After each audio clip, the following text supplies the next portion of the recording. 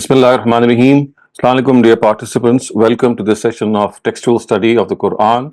Today we'll be starting off with Surah Maida, the fifth surah of the Quran. We have discussed this earlier that with Surah Nisa it forms a pair. Both these surahs are counterparts to one another. In this surah, the final Sharia of the Almighty, which was given in the times of Prophet Muhammad, of course, is something that is presented in the form of a covenant, and believers are told that they have to fulfill and abide by this covenant. And at the same time, the completion of the favor of the revelation of religion, which began many years ago, is also mentioned here. That now, this instance in this surah, this verse occurs in which it's finally brought to completion, and we will encounter this verse which says, "Al-yawma akmaltu lakum dinakum," which means that today the religion that began its revelation many years ago in the Meccan period has been brought to an end. So we start off with this surah. The words are, "Ya ayyuhal lazina amanu awfu bil uqud wa hillat lakum bahimatul an'ami illa ma yutla alaykum ghayra muhillis saydi wa antum hurum inna allaha yahkumu ma yurid." Believers, fulfill all your promises made with your Lord. It is lawful for you to eat the flesh of all beasts which are cattle, except those which are being informed of. But in the state of ihram, do not hunt animals. This is the decree of God. God decrees what He intends. So the very first verse tells us that you have to fulfill the promises that have been made by God. So uqud, referring to those promises which a believer after embracing faith makes with his Lord. And these promises actually imply that the Sharia that has been revealed by the Almighty must be respected and obeyed by Him. And precisely if we also keep this in mind, that the Sharia is a covenant, it's like a promise which the Almighty has made us enter into with his own self, and we are required and obliged to fulfill this promise. And it is because of this that at times when we break the Sharia, then the punishment of breaking the Sharia at times are very severe and very harsh, because they are not just the punishments of the crime that have been committed, like for example theft, but the real nature of their breach is that we have broken the covenant with God. So there are people who ask that, for example, the punishment of theft is something which is very harsh and which is something which of course cannot be understood, that why should such a harsh measure be taken as the amputation of hands. So we will discuss this as we go along with the surah, that first of all, this amputation of hands is not something that has to be just dismissed or just implemented summarily, and there are conditions to it. And of course a theft which is actually a theft has to be something that makes it culpable. And at the same time, the intensity of this punishment is because of the fact that a person who indulges in such a heinous activity is also guilty of basically breaching the covenant of the Sharia which he has made with God. So this is the covenant that we are talking about, and this is how the surah actually begins. Awfu bil uqud. Fulfill your promises, fulfill your covenants with God. And then the first thing which is mentioned is regarding edibles, and this is of course part of the Sharia. It is lawful for you to eat the flesh of all beasts which are cattle, except those which are being informed of. وَحِلَّتْ لَكُمْ بَهِيمَةُ الْأَنْعَامِ. So the words bahimatul an'am, they have to be a little focused upon. So in the Arabic language, the word an'am is used for goats, sheep, cows, and camels. And when this word is annexed to the word bahima, then the meaning is incorporated into this expression that all animals belonging to the genre of anam, like for example the deer, like wild beasts or wild animals, they will also be included, but obviously only those which are of the nature of anam, or which are of the nature of goats, sheep, cows, and camels. And the word illa ma yutla alaykum ghayra muhallis sayd, actually it tells us that all cattle are allowed to Muslims, or all animals are allowed to Muslims, on the condition that they should not allow hunting animals to themselves while they are in the state of ihram. So in the state of ihram, this is not allowed. This directive, if we recall and also make a comparison, is exactly of the same nature as the one that was given to the Jews about observing the Sabbath. The Sabbath was, of course, we know, was the day on which they were required to just worship the Almighty and not do any worldly chores, and it was something very specific to them. So on a very similar note here, Muslims are being told, the believers are being told that as far as hunting animals is concerned, this should not be done when you are in the state of ihram, غير محل الصيد, which means that it can only be done when the ihram has been taken off. Inna Allah yahkumu ma yurid. God does what He intends. So God decrees what He intends, which means that such directives are given to test and try people. The betterment they hold for human beings is not evident. Hence, until a person firmly believes that God is the absolute sovereign and that no directive of His is without some wisdom and betterment, no one can comply with it with full sincerity. So, at times, there are these directives whose wisdom, whose hikmah is not fully apparent. And it is here that you have to trust God. In Allah yahkumu ma yurid, He does or He decrees what He intends. The exception which is mentioned here, illa ma yutla alaykum, which means except those which you are being informed of. Of course, this is referring to the list which is just about to come up after these initial verses.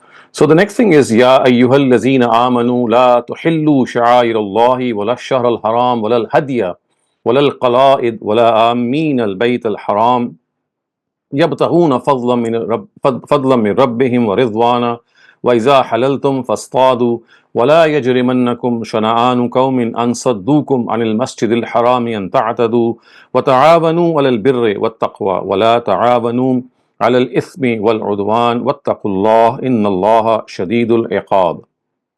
Believers, do not violate the sha'air of God or the sacred months or the animals of Hadi, or specifically those among them whose necks are decked with collars of vow, or those people who have set out for the sacred house to seek God's grace and pleasure. However, once you take off your ihram, you are free to hunt. Some people had stopped you from coming to the sacred house, of course, referring to the Quraysh. So, but before we go on to this verse, a couple of explanations are in order. The first thing is that the word sha'air, of course, is the plural of sha'ira. And the word sha'ira actually refers in religious terminology to be as a symbol, something which symbolizes a greater reality. So primarily they connote certain manifestations which have been fixed by the Almighty and Prophet Muhammad to ingrain the comprehension of certain realities in our minds. For example, when we do Rami in Hajj, so that Rami in itself is nothing. I mean, you're just pelting stones at a column. But in reality, it symbolizes the war with Satan. You're not just doing it for the sake of it. You're doing it to symbolize your war with Satan. So Rami is like a sha'ira. It symbolizes something deep. Similarly, Hajar Aswad, the black stone. It is when you kiss the black stone, or when you point your fingers or your stick towards it, you are actually renewing your pledge with the Almighty. So all these things, if they are taken per se, they will not be fully understood. These are like symbols, and this symbolism has a very, very deep impact on people. Giving you an even more general example would be, for example, the national anthem of a country or the flag of a country. So the flag, for example, it symbolizes that national unity. In itself, it's just a piece of cloth. But if you look at it in a deeper way, you'll see that it's not just a piece of cloth, it symbolizes that national unity. So it's like this, that there are certain things in religion also that they themselves don't have any importance per se, but they symbolize certain realities. So that is precisely what is meant by Shaira, that they are symbols of God, and it is said that one should not in any way violate the Sharia of God. The word Hadi, it refers to sacrificial animals which are taken to the haram to be presented to God. So there was a time when people would take them along, they would walk along, and of course this no longer happens, but this is something that should be revived. So Hadi are basically sacrificial animals, and that is what is important. And at times what happens is that when someone is presenting these before God, then they have to be in all intents and purposes, they have to be fully protected. And these animals, come what may, they have to be protected. And the implied meaning is that these are actually sacred things, sanctities which are ordained by God, and taking the initiative in violating them is a grave sin. In no circumstances should this happen.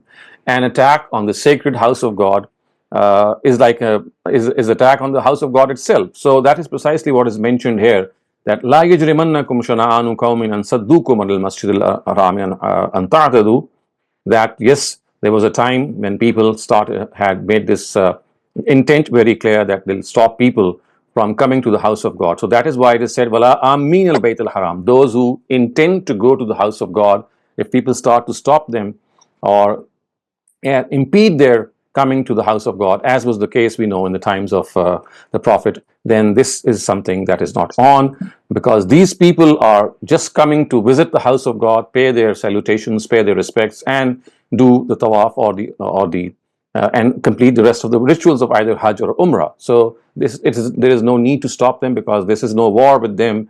They are just coming for the sake of God.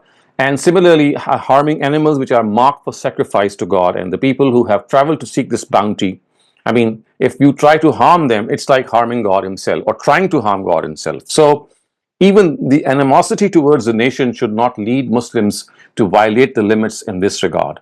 It should remain absolutely clear to them that the Almighty is stern in retribution, and for those who break promises, He is even more stern. So, La yajrimannakum shana'anu qawmin an saddukum, said, and if this is something that you are given the power to retaliate, maybe this is something that you will attain one day. So the Quran says that now that you maybe in future have the control of the Baytullah, that you should not do what you were dealt with, the way you were dealt with when you were stopped. So don't stop people from coming to the house of God when you get control of the house of God. And وَتَعَاوَنُوا عَلَى الْبِرِّ وَالتَّقْوَى وَلَا تَعَاوَنُوا عَلَى الْإِثْمِ وَالْعُدْوَانِ. So this actually means that you have to abide by the limits and collaborate with one another regarding what is virtuous. Ta'awanu alal birr wa taqwa, and collaborate with one another with what is pious, but not with what is unjust and oppressive. Wala ta'awanu alal ithmi wal udwan.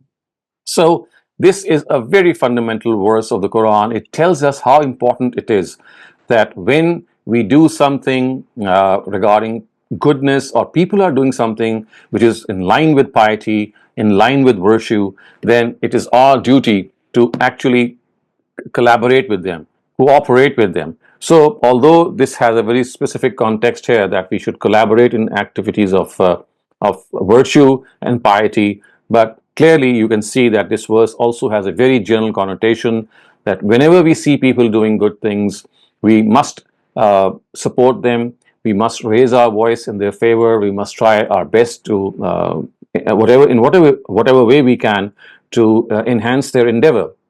And conversely, when people are doing something bad, they are doing something evil. So the Quran says, "La ta'awanu alal ithmi wal udwan," which means that you should not collaborate with people regarding what is unjust and what is oppressive. Because wattaqullah innallaha shadidul iqab, that God is someone who is, He is stern in retribution. You must remain fearful to God. He's stern in retribution. If you start cooperating with people regarding what is impious, what is not virtuous, then God is going to really take you to account.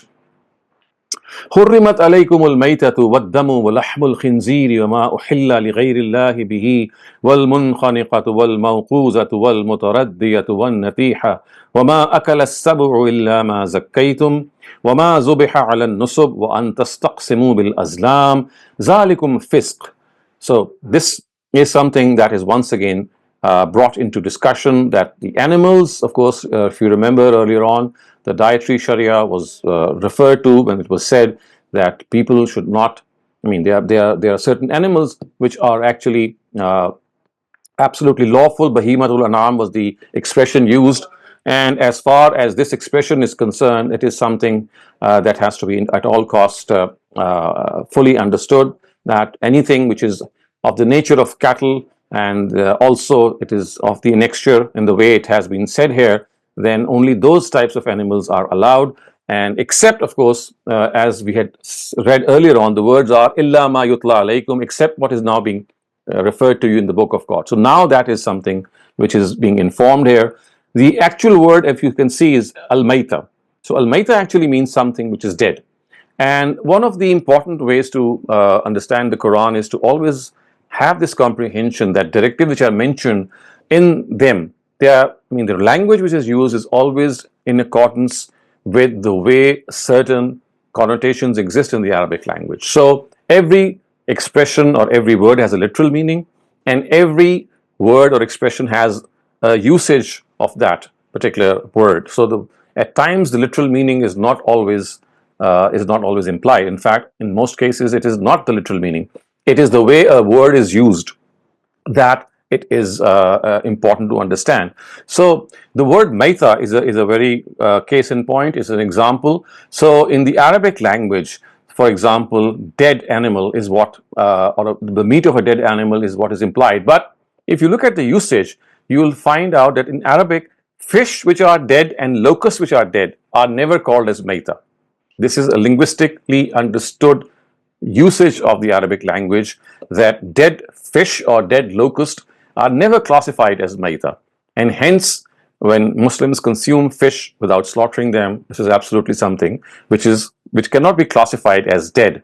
Because remember, meat of the dead animal is prohibited. But because in usage, the word maita cannot be implied towards dead fish. So therefore, consuming fish which have died their natural death is absolutely fine. Now, this is a very subtle point that as students of the Quran, you must note that literal and meaning of a word and its usage are two different things. The important thing is the usage, not the literal meaning. So literally, a dead fish is maita, and hence it should be forbidden because you cannot eat the meat of a dead animal. But linguistically, in usage, you would never call a fish maita if it has died, because linguistically the Arabs never use it in this way, neither locust nor fish. So hence when it is said hurrimat alaykumul maita, it will never include dead fish or dead locust. Okay, so the next thing which is mentioned here is ad-dam. So if you look at some of the other usages in the Quran, for example, in Surah Anam, I believe, the words that have been used are daman masfuhan, which means blood which is poured forth. So when you slaughter an animal, the blood would gush out from the animal, and still some part of it might still stick to their meat. So it is here that it is said that that particular blood which sticks with the meat, if you consume it, of course you will still wash it, but if a little bit of it is consumed, then that should not be a cause of any worry. So the word masfuhan, which means that something which is poured forth, it qualifies blood which is left in the blood vessels of an animal. Which would mean that that blood which is left in the blood vessels of an animal, once it has been slaughtered, it's not going to be any problem if that still remains. And of course, it is later on cooked, and of course, on most occasions, it is also done away with. The next thing which is mentioned here is lahmul khinzir. So lahm, of course, means the flesh, and khinzir refers to the swine. Now, if you look at the usage once again, you'll find out that what has been prohibited by the Quran is basically the swine, because there is this confusion about the swine, whether it's a herbivore or a carnivore. So remember, the Quran has generally prohibited carnivores, meat-eating animals who tear open their flesh either with their teeth or with their claws. And the reason here being that animals which are savage, animals which have this tendency to tear apart their prey and they eat their meat, of course, they have a particular tendency, they have this savagery about them. And we know that whatever a person eats is going to affect his lifestyle. And over a period of time, whatever you eat is going to be reflected in your lifestyle. So people who eat carnivorous animals which tear apart their prey, they become more aggressive, they become more and more prone to war and to fights and to things that make them totally become like savage animals themselves that they used to consume. So that is why the Sharia has prohibited savage animals. Now, about the swine or the pig, there was this confusion whether it's a savage animal or should be classified with the herbivores, because it also eats grass. So remember, this is this ambiguity about the swine or the pig, that it's like a quadruped beast of the same genre as a sheep, goat, and cow, because it consumes grass, and it also consumes meat like carnivores. So the question was that whether it should be classified as a carnivore or as a herbivore. So the Sharia gave its verdict and said that it is basically more inclined towards its carnivorous nature. It's more savage as a result. And just as we don't eat lions and vultures and tigers because of their savageness, so on a similar reason or because of similar grounds, a pig also or a swine also is classified amongst them. So the point that is being made here is that the things which are mentioned here about whose prohibition we are just talking about, generally we know from the Quran that the prohibition of animals is something that our own nature tells us. Human nature is something that is absolutely capable of telling what is lawful and not lawful as far as edibles are concerned, because things are, as the Quran has said, it is your own uhilla lakum at-tayyibat, that all things which are uh, pure and wholesome are allowed, which means that khabais are not allowed. So khabais actually means those animals which are not suitable for eating. But it has not given us this list, because in our own cells we know what are conducive to eating and which animals are not conducive to eating. But there could have been some confusion about certain things or certain animals. So the list that we are being presented here is that list in which there could have been that confusion. So the first is maita. It's been said that whether an animal is alive and dead, there's a marked difference. So if it is a dead animal, you cannot consume it, except if it is fish or locust. And as far as dam is concerned or blood is concerned, you must not consume it, because that again is something that will make you that give you that savage look. However, the blood that gets stuck in the veins of the animal or with the meat, that is an exception, and that is fine. Similarly, the swine should not be consumed, because it is more of a it's more of a carnivorous animal which consumes its prey by tearing it apart, and it has its tendency inclined towards carnivores, and because carnivores are prohibited, so the pig too has the same classification. And the final thing which is said is وَمَا أُحِلَّ لِغَيْرِ اللَّهِ بِهِ, which means that all those animals on which God's name has not been invoked at the time of slaughter. So the important thing that has to be mentioned here is that the name of God has to be taken, has to be pronounced at the time of slaughter, not while eating, as some people have understood that, well, what difference does it make if we just pronounce Bismillah, the name of God, at the time of eating, and whatever the meat is, we can consume it. So that is not what God is telling us here. So ihlal in the Arabic language, which is used here, uhilla li ghayrillah, it actually is a term which tells us that the name of the Almighty must be pronounced at the time of slaughter. Why? Because God tells us that you cannot take the life of an animal unless I give you the permission. The life of a human being is absolutely out of question, but even the life of an animal is something that you just cannot take on your own unless you seek that permission. And that permission is given to you when you pronounce Allahu Akbar or Bismillah Allahu Akbar, which is like invoking the Almighty, that God, I am slaughtering this animal in your name, because of the permission that you have given me. So one can well understand that this is a very important requirement, and about animals about whom we are sure that they have not been slaughtered by the name of God being pronounced on them, then we just cannot consume them, because they have been slaughtered unlawfully. No one had the right to take their life. So today there are many Western countries, except there are, of course, restaurants and cafes which specify that they have halal or zabiha. Other than that, wherever the chains of food go, we know that in most of these chains, the name of God is not taken on the animal which is slaughtered. So that would not be a lawful thing to eat, because, as I said, that the name of God has to be pronounced at the time of slaughter.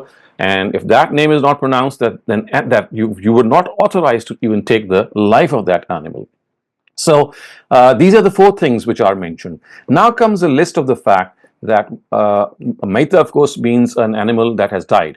But the question that had arisen in the minds of people, as is evident here, is that what if an animal had died accidentally and not died a natural death? So the Quran has now given its verdict here and said, and also subsumed under this directive of prohibition is an animal which has been killed by strangling, or by a blow, or by a headlong fall, or by the goring of horns, and that also which has been eaten by a wild animal, unless you are able to slaughter it after finding it alive. So these are once again things that have been specified, that whether an animal has died an accidental death through a headlong fall or the goring of horns, or someone else has killed it, that doesn't make a difference. It still must be classified as maita and hence must not be consumed. And uh, even an animal which has been eaten by a wild animal, and you find it alive and then you slaughter it, then it is okay. But if it dies, then you cannot consume it. And then it is said, وَمَا زُبِحَ عَلَى النُّصُبِ وَأَن تَسْتَقْسِمُوا بِالْأَزْلَامِ. And forbidden also to you are those animals slaughtered at an altar. And forbidden also is the division of meat by arrows of gambling. Now, this is another form of the nature of edibles which has been prohibited. So, animals which are slaughtered on altars, you see, they were very much common in the times of Arabia and even today in Muslim countries, in which animals are slaughtered such that they are dedicated to a certain saint, or maybe the slaughtering itself is done in a mausoleum or in a shrine, and the slaughtered meat is dedicated to the person who's buried there. So the Quran says that too is something that is prohibited, because as it says, Zalikum fisk, this is something which is in defiance to the Almighty. This is something that has this filth of belief in it, that you are consuming something that has been dedicated to someone other than God. And the second thing which is mentioned is antastaqsimu bil azlam, that the division of meat by arrows of gambling. So this was a very common thing in the Arabian Peninsula of the time of the Prophet, that people they would often get drunk, and in this state of drunkenness they would slaughter animals, and they would actually gamble on the meat of those animals through various arrows, and whoever would win that meat, he would actually distribute this meat to the poor people. So gambling in those days had also become a means of helping the poor. But the Quran, of course, at other instances has said that ismuhuma akbaru min naf'ihima, that this, although you are using this gambling to benefit other people, that too is something that is not allowed. So it is those arrows which are being referred to here, that you gamble on the meat, and the meat that you win is then distributed amongst the poor people. That also is not allowed. وَأَن تَسْتَقْسِمُوا بِالْأَزْلَامِ. And the reason being ذَلِكُمْ fisk, that all these things are fisk. All these things are they are prohibited because they are in defiance to God. And this defiance is something that has to be avoided at all costs. So the only way to consume an animal is that you properly slaughter it, which is zibh. And we know that zibh means that you actually slaughter an animal through its jugular vein or the life vein, so that the blood totally runs out of it, and the most of it is of course drained out, and only that blood remains, which is stuck in the blood vessels or with parts of the meat. And that is precisely what the Quran has said. وَمَا أَكَلَ السَّبُوءُ إِلَّا مَا زَكَّيْتُمْ. So this word zakah is basically what is the Islamic methodology of slaughter. It's called taskiyah. So taskiyah here refers to the proper way of zibh, and that is how we have to go by it. And of course, slaughtering an animal, it could be through a shop, it could be through a shop stone also, which can slit open the throat or cut it open. It could be the knife, or it could be any such thing that can sharply cut the animal through its jugular vein. In the case of the camel, we know that the nahar is the right way. Nahar means to pierce the throat of an animal with a sharp-edged weapon. For example, with a spear, you throw that spear in a very particular way. You have to be adept in it, and the blood bursts out from the wound, and the animal dies because of blood loss. So this is something that has to be understood, that as far as these things are concerned, the Quran says that this is fisk. It's a form of defiance, and hence it is not at all allowed that animals which are slaughtered on other stone altars, or divining arrows which are used, for example, to dedicate the meat in gambling to poor people, is also something that is not allowed. So in such cases, it is something that must be done away with. And the other thing which is mentioned is al-yawma ya'isal lazina kafaru min dinikum. But before I explain that, let me just also go back once again to this term al-istiqsam. So al-istiqsam means to look up one's share, or to find out about one's fate and future. So this was like a way of finding out one's future, istiqsam. And azlam actually refers to the arrows of gambling. So astaqsimu wal Islam has been made as one term, and as I just said, that people would gamble on the meat, and these are the arrows that they would gamble on. They would use those arrows and as a result, they would gamble on the meat of the slaughtered camels or whatever animal they would gamble on, and the meat would be distributed to the poor people. And at times, this would end up in huge fights and brawls also. So therefore, basically, this has also been forbidden. And then it is said, اليوم يئس الذين كفروا من دينكم فلا تخشوهم واخشوني اليوم أكملت لكم دينكم وأتممت عليكم نعمتي ورضيت لكم الإسلام دينا فمن اضطر في مخمصة غير متجانف لإثم فإن الله غفور رحيم, which means that these believers have lost hope in your religion. These believers have lost hope in your, and in fact, the words are al-yawma ya'isa allazina kafaru, which means that these disbelievers have lost hope in your religion this day. So, with regard to their prohibitions, have no fear of them, fear me only. This day I have completed your religion for you and have completed my favor to you and have chosen Islam as your religion. Hence, follow these directives that I have given. So this means that he who is constrained by hunger is compelled to eat any of these things, not intending to commit sin, then there is no harm in this, because God is forgiving, ever merciful. But in other words, if there is nothing available except these animals which are forbidden, and a person is compelled to eat these forbidden things, then the Quran says that to save your own life, it is something that you can consume. And also it has to be noted that the word this day, as you can see, has been repeated twice in these verses. It does not refer to a particular day. It actually refers to the time in which the surah was revealed. So when it is said al-yawma ya'isa allazina kafaru min dinikum, it actually means that these disbelievers have lost hope in you, in your religion, exactly, meaning that they think that they have lost hope in being able to harm your religion. Now they can do nothing. They have virtually accepted defeat. This is the final frontier. This is the final consequence, that the religion of God has prevailed. So the word day must not be confused with any particular day. It refers to the day on which this surah was. And when it is said that al-yawma akmaltu lakum dinakum, then it means that God has chosen Islam and not Judaism or Christianity as religion, because they are deviations from the religion of God. They are not the religion of God. So these are the true followers of Abraham, or the followers of Prophet Muhammad, because they have once again revived. He has once again revived the religion of Abraham, and therefore he has to be followed in these times. So, فَمَنِ اسْتُرَّ فِي مَخْمَصَةٍ غَيْرَ مُتَجَانِفٍ لِإِثْمٍ فَإِنَّ اللَّهَ غَفُورٌ رَحِيمٌ. It actually means that only in compelling circumstances, only when you are in compulsion, when you have to save your life, then these forbidden items can be consumed. The word makhmasa in the Arabic language actually means hunger. Isturra fi makhmasatin would mean that you are so compelled by hunger and nothing else is available but these forbidden animals, that then God says, okay, to save your own life, now you can consume this. But the other condition is ghayra mutajanifin, which means that you must not have any fondness in your heart. You should not desire this thing, and nor should you exceed the limits, which means that you eat what is more than required. You should neither have the fondness of your heart in eating these forbidden items, nor should you eat more than what is essentially required. And this word makhmasa actually refers to both these conditions.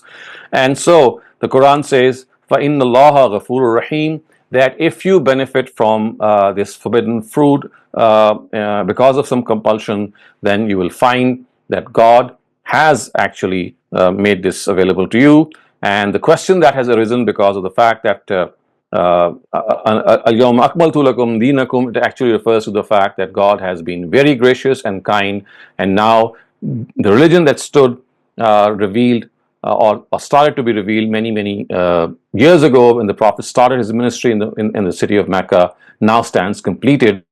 Yawma akmaltu lakum wa atmamtu alaykum ni'mati, that now it is this religion which God has chosen, and now you have to follow this religion.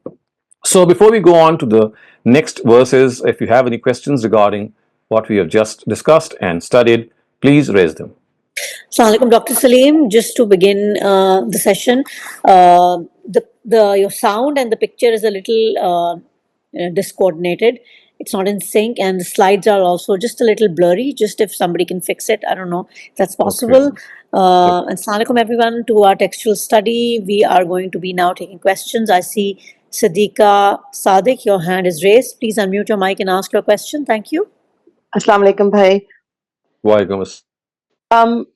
It's raining over here, so there was a glitch also from my side, and I missed the part that you were talking about al-yawm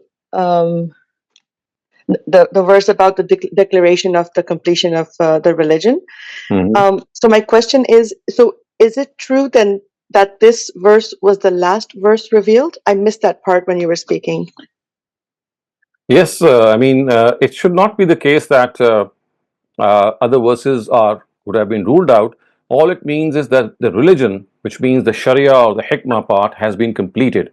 You know, it's not, the Quran has also other types of content in it, for example, historical content, some other references as well. So that does not mean that as far as intents of religion, they stand completed.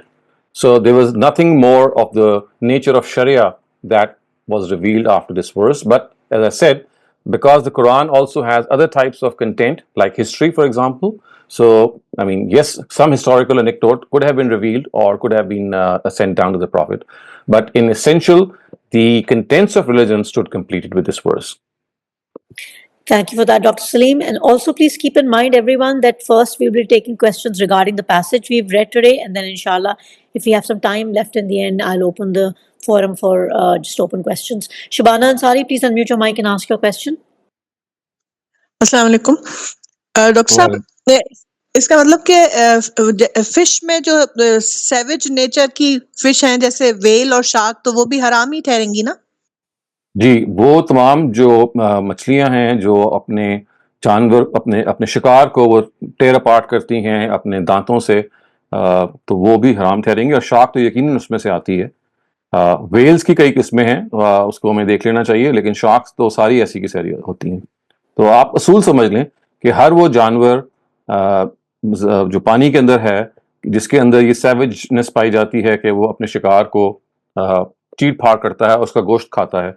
गोश्त खाना और चीर फाड़ करना, ये है जो किसी चीज को एक जिसके अंदर एक, जिसे कहते हैं ना कि सैवेजनेस पैदा करता है, और वही चीज जिस सी एनिमल में पाई जाएगी वो ममनू होगा।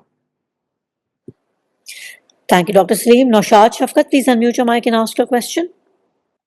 Assalamu alaikum, Dr. Saab. Two very short questions. One is whether chopping off, for example, hen's neck with an axe, with separating the head completely, would also that be zabi, or would that be prohibited?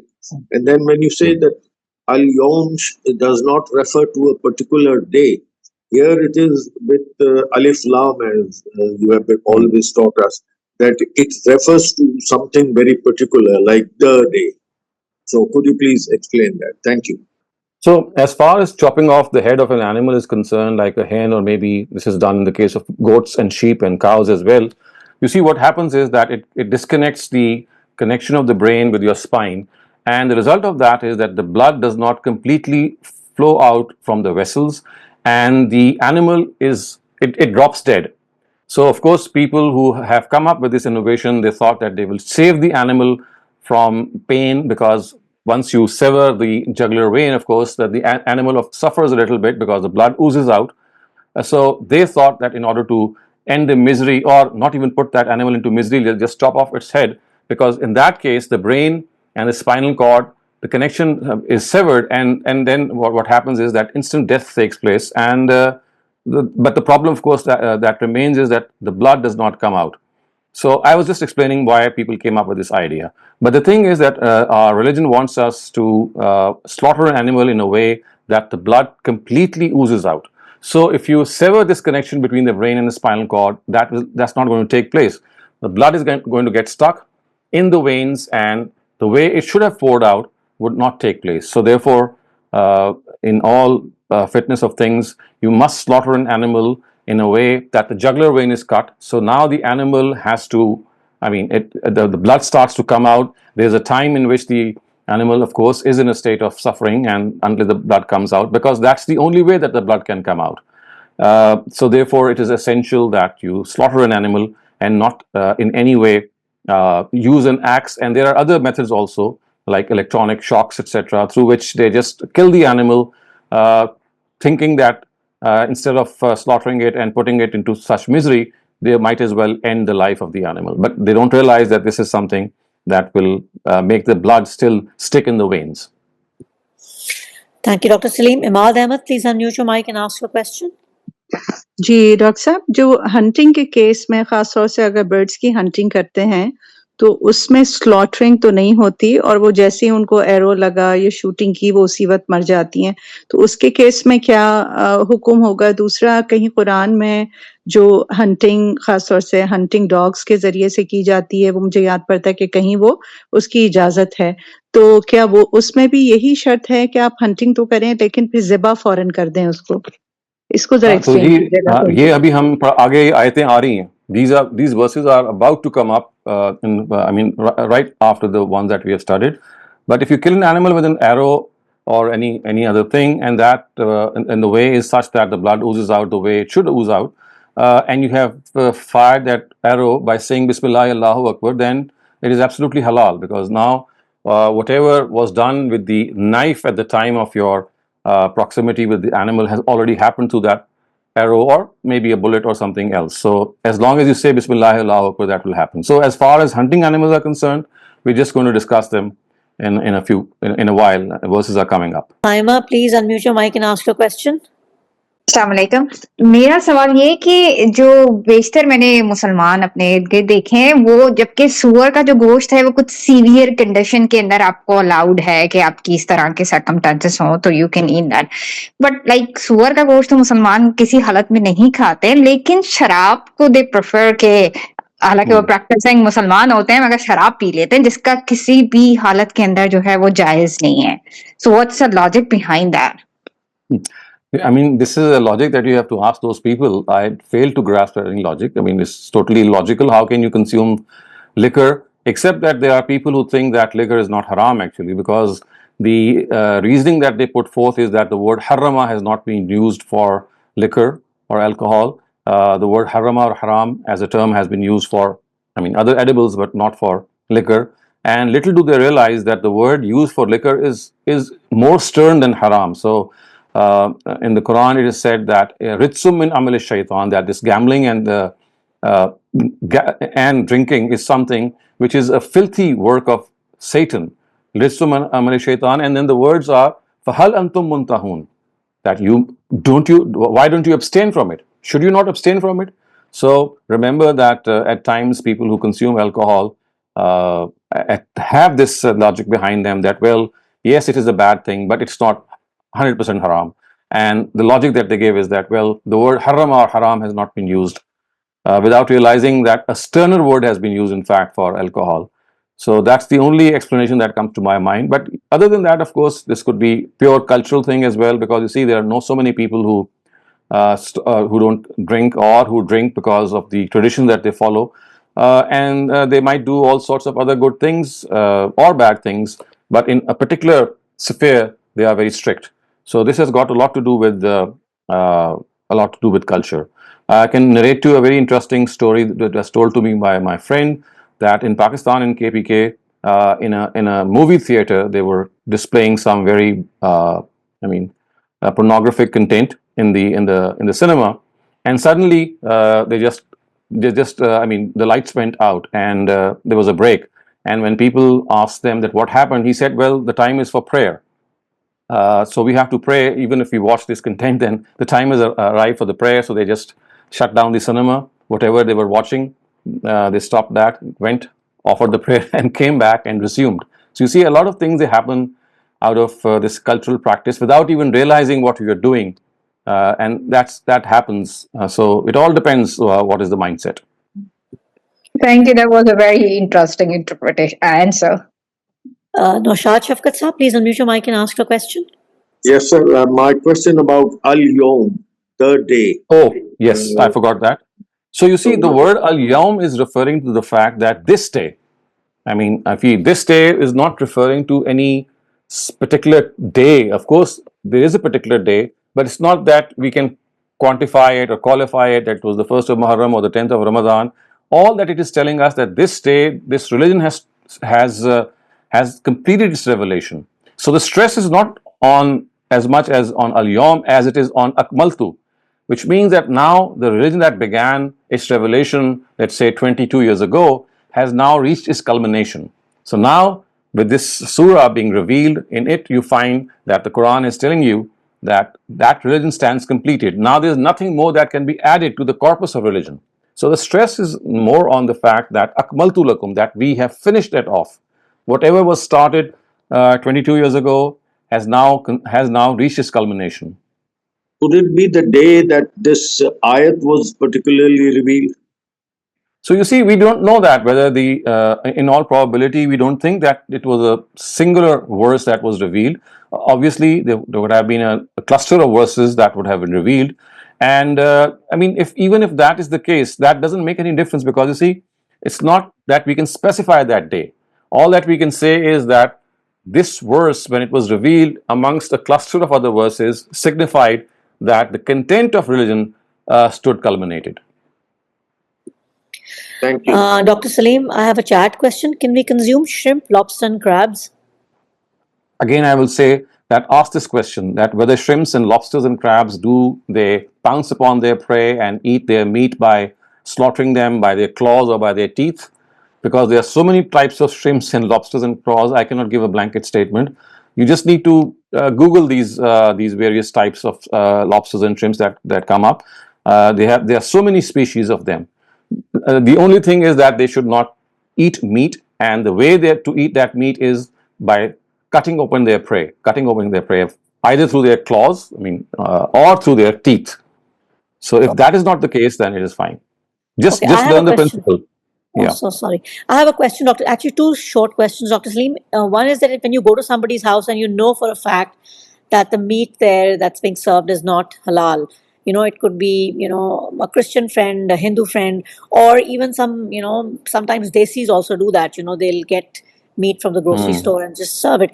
Are you supposed to ask them publicly? Because that even would be a little insulting to them if you ask them at a party, is this halal? Or are you supposed to just, kind of respect the norm of being a guest and, just to eat it? What are you supposed to do? Well, you should not eat it in any case, whether you're a guest or not. I think there are a couple of situations that are possible. One of them is that whenever they invite Muslims, they normally always know that Muslims have a particular dietary restrictions on them. So they respect you, and they will always tell you that these are the dishes that you can consume. I've seen many such cases.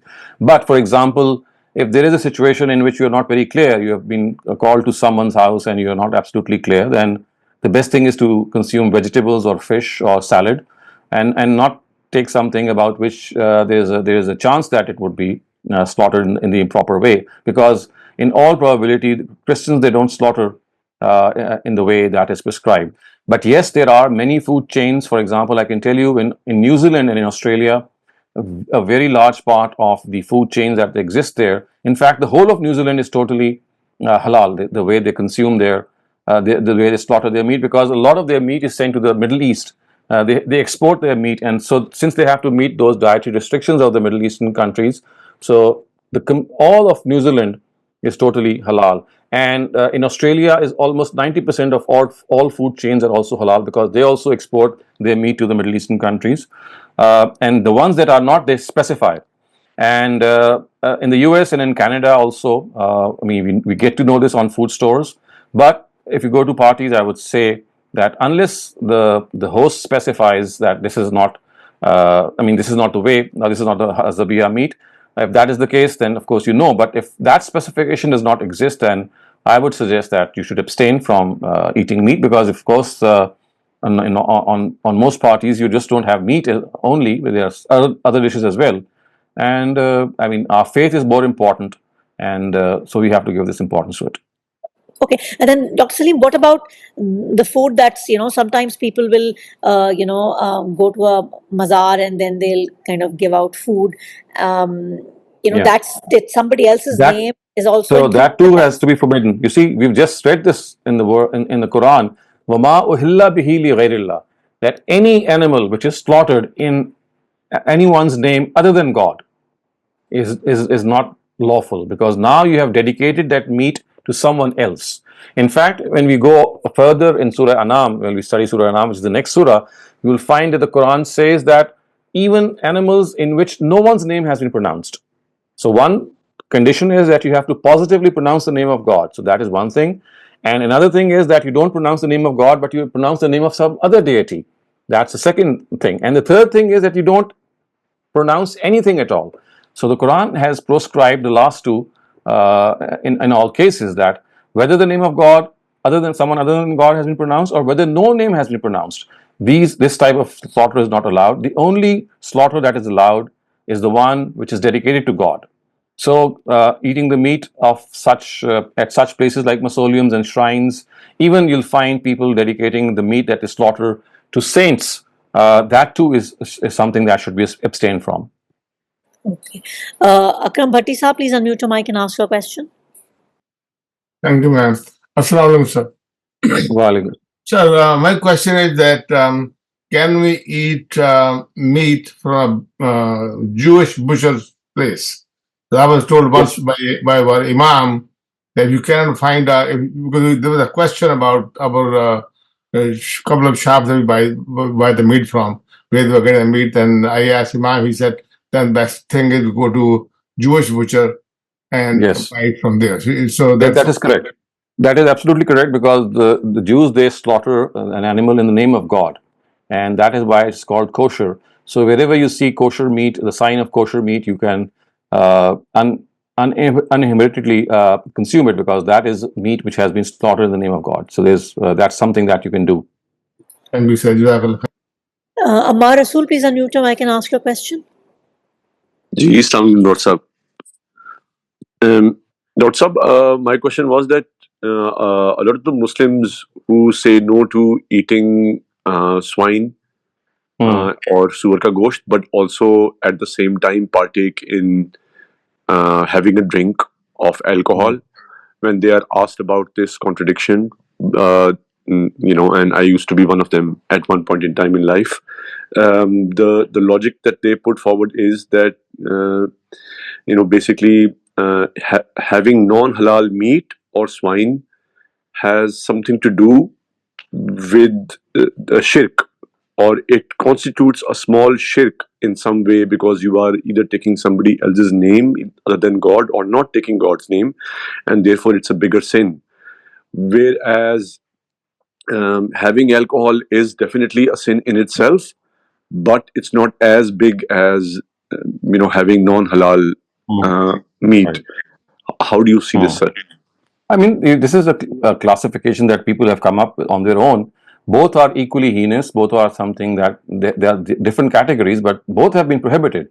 So one has been called Ritsum min amal shaitan. I mean, this is something which means that it's a dirty, filthy handiwork of Satan. This is what the words of the Quran are regarding alcohol. I mean, you could not have found any more harsher words than anything prohibited in the Quran. You'll not find more harsher words. So this is like a needless classification that they have made, that when you eat something which is not zabiha, it's like partaking into in polytheism or something like that. You can say that because you are dedicating something to God, that is something that you at times you enter in the territory of polytheism, but that doesn't make you a polytheist. Remember, it's like doing an act of polytheism, or maybe participating it. It's much like, for example, a person who could be a monotheist and he goes to the shrine of a saint and prostrates there and asks for his mediation. So this is like deviant monotheism, I would say.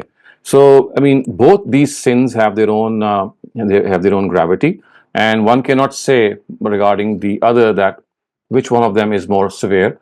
Both of them have been severely chastised in the Quran. Ammar Rasool, do you have another question? Ji, I'm sorry. I do have another question. Go ahead. Okay.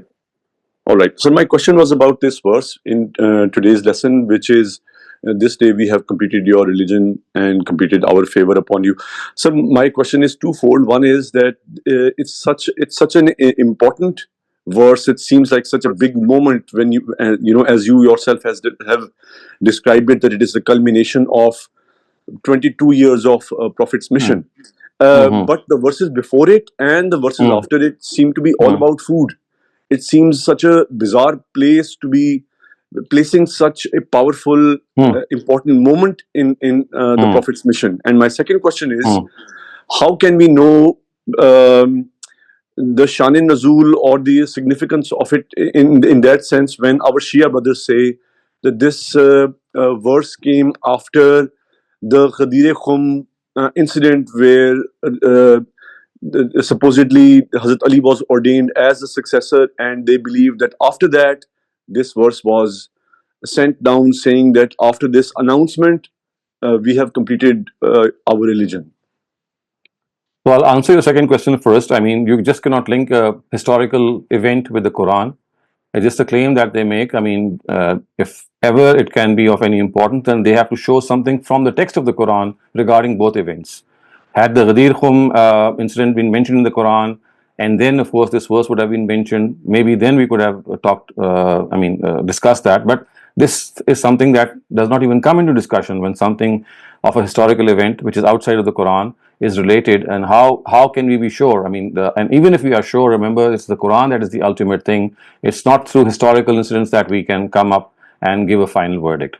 And as far as I would say the majestic nature, as you think, is concerned, of this verse is concerned, remember, this is not something of a very ultimate nature to God Himself, it seems. Otherwise, as you have said, it should have come in a very glorious way or in a very majestic way. To God, is this just a information that He's perhaps divulging to us, that now things are stand in completion, and this is basically making way for the next verses, which say that now you can marry the people of the book, women from the people of the book, because now things have stood completed, and now you can also eat from their meals, because what is halal and what is haram has been delineated. So basically, you have to understand that the things which come in the Quran, they don't come the way we would like them to come. For example, for the first verse of the Quran should be a very glorious event, in the sense that it should be pointed out, and the last verse should also be a very magnificent thing, because it's like the first and the last. But to God, it seems that this is a very ordinary thing, so to speak. Not in the sense that it is ordinary, but in the sense that it is ordinary the way we might look at things. So if you look at the context of this surah, surah is the final surah, which tells us that the Sharia is going to stand complete after this, and now you are bound with God. Awfu bil uqud. The very first verse of the surah is that now you fulfill your covenant with God. Why is that so important? Because it's important because now the covenant regarding which you are held responsible in the form of religion stands completed.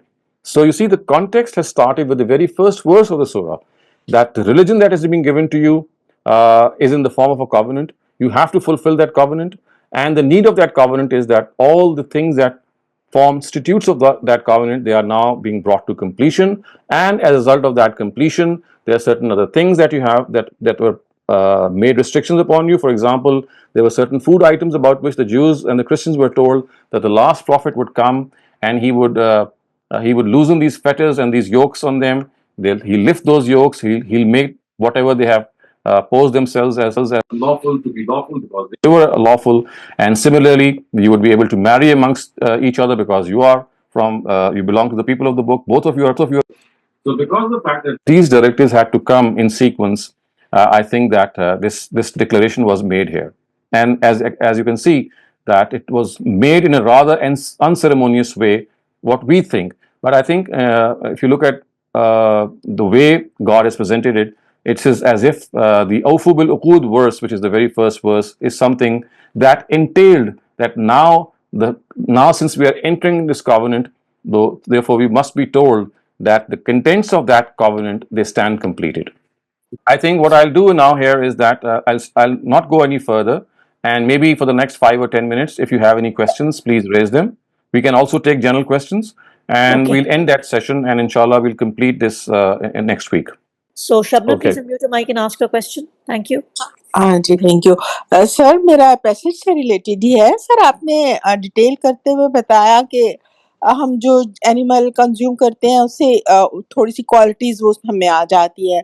तो sir multiple times Facebook की कुछ post हैं जैसे मेरी उसमें आ रही थी feed में कि मतलब हम लोग फार्मी मुर्गियों का बहुत ज़्यादा कंज़्यूम करते हैं। तो हमारे अंदर उन जैसी बुज़दिली और वो दबूपन आ गया है। तो सर फिर क्या हम ना कंज़्यूम करें? अवेलेबल चॉइस ही नहीं है। जी, देखिए वो सारी जो चीज़ें हैं ना वो हमारे हेल्थ के लिए एडवाइजेबल जैसी भी हों, वो आपकी मर्ज़ी है, डॉक्टर की एडवाइस लें, आप अपने तजुर्बे की रोशनी में ये करें, वो आपकी चॉइस है। ये जो चीज़ें बताई यहाँ जा रही है ना, इसका ताल्लुक मज़हबी एडवाइस से है, जिसमें असल में ये बताया जा रहा है कि इसकी नेचर बहुत स्ट्रॉन्ग है। यानी राइट, जो आप खाना खाते हैं, जिस खाने के नतीजे में आपके अंदर एक हैवानी वजूद जो है आपका, उसको जिला मिलती है, तो हैवानियत एक ऐसी चीज़ है कि जिसको अल्लाह ताला चाहते हैं कि वो एक दर्जे में चेक में रहे, क्योंकि इंसान जब राइट हैवान सर। बन जाता है तो आप देखते हैं कि दुनिया में कितनी बर्बरियत पैदा होती है। सो वहाँ अल्लाह तो मियाँ ने, क्योंकि वो एक बड़ा मसला बन सकता था, तो अल्लाह ताला ने वहाँ रोक लगाई है। इसके अलावा जितनी भी चीज़ें हैं वो इंसान के तजुर्बे पे छोड़ दी हैं। तो मिसाल के तौर राइट पे अगर सर। कोई ऐसा खाना है जो इंसान को बुज़दिल बनाता है, या कोई और अ, ऐसा ट्रेट पैदा करता है, ऐसी कोई खसूसियत पैदा करता है जो इंसानी लिहाज से मौजू नहीं है, तो वो एक मेडिकल एडवाइस के तौर पे अ, आप एक्सेप्ट करें या रिजेक्ट सर करें, वो आपकी मर्ज़ी है। ठीक है। सर इसी से रिलेटेड छोटा-सा एक पार्ट है। सर एक कोई हमारे जानने वाले हैं जिन्हें नो हाउ है ये रेस्टोरेंट्स वगैरह के और फास्ट फूड्स के उसके सिस्टम्स की। तो सर उन्होंने कहा कि इनमें 90% जो चिकन यूज़ होता है वो हलाल नहीं होता। वो डेड मुर्गियाँ होती हैं। तो क्योंकि उसके बगैर उनका वो नहीं चल सकता। उनको प्रॉफ़िट मार्जिन बहुत थोड़ा रह जाता है। तो सर क्या फिर हम once in a while he कभी खाती हूँ, वैसे मैं तो बहुत रेयरली, लेकिन सर क्या मतलब फिर हम बिल्कुल नहीं, ना अब देखिए, कंज़्यूम करें? जी। जब तक आपको 100% इसके बारे में ना हो, देखिए बहुत सारी अफवाहें भी होती हैं, लोग किसी का कारोबार बंद कराना चाहते हैं, वो तरह-तरह की बातें कर देते हैं। तो जब तक आपके जी, पास यकीनी इत्तला ना हो, इस तरह की बातों पे नहीं आना चाहिए। बाज़ दफ़ा ये सिर्फ़ कंजेक्चर होता है, बाज़ दफ़ा ये अफ़वाह होती है जो किसी पहलू से उड़ाई जाती है। आपके सामने कोई डेफ़िनेट राइट, मालूमात अगर आ जाएँ तो ठीक है, वरना आपको एतमाद करना चाहिए उनकी इत्तला पे, और अगर राइट वो सर। इत्तला गलत होगी तो उसके लिए वो जवाबदेह हैं, आप नहीं हैं। जी Thank sir, you. Thank you so Thank much you. Sir. I have three more questions I would like. If everybody can keep their questions short, I want to take everybody in who has raised their hands. Ammar Rasool, please unmute your mic and ask your question. Thank you. Ji, Assalamualaikum, Dr. Sahab. Dr. Sahab, my question वाह! was regarding this very subject that you were just discussing with the previous lady. Hmm, hmm. Hmm, hmm. That the nature of the animal, hmm, if the hmm. animal is violent, then that sort of hmm, like hmm. will transcend into your personality. Is that something that we are assuming based on the directives given to us by the Quran about the halal and the non-halal animals, or is that something that is clearly stated that the Quran believes that this transference of personality does actually happen?